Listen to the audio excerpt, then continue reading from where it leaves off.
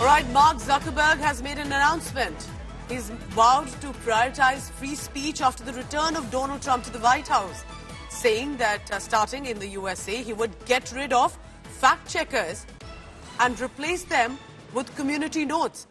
If you are an active social media user, you would know that on social media site X, formerly Twitter, there is a community note, which means that with every post, which may be controversial, there's a community note that can be added, quoting sources, whether the video or the post shared is factual or not.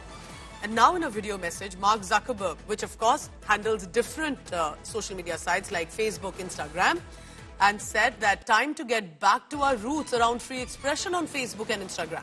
I started building social media to give people a voice, which means possibly to dismantle Meta's existing fact-check systems, implementing a modern model that relies more on community feedback. Zuckerberg referenced to 2019 Georgetown speech where he spoke about the importance of protecting free expression. And remember, all of this is amid a certain debate as well.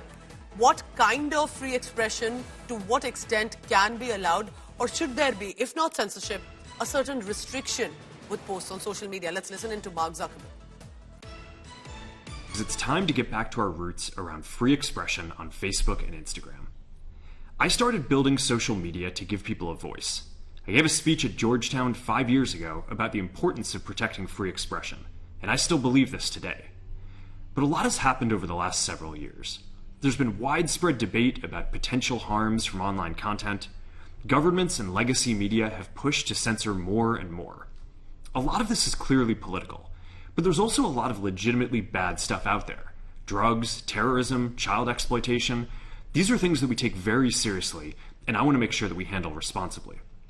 First, we're going to get rid of fact-checkers and replace them with community notes, similar to X, starting in the US. After Trump first got elected in 2016, the legacy media wrote non-stop about how misinformation was a threat to democracy. We tried in good faith to address those concerns without becoming the arbiters of truth. But the fact-checkers have just been too politically biased and have destroyed more trust than they've created, especially in the US. So over the next couple of months, we're going to phase in a more comprehensive community notes system.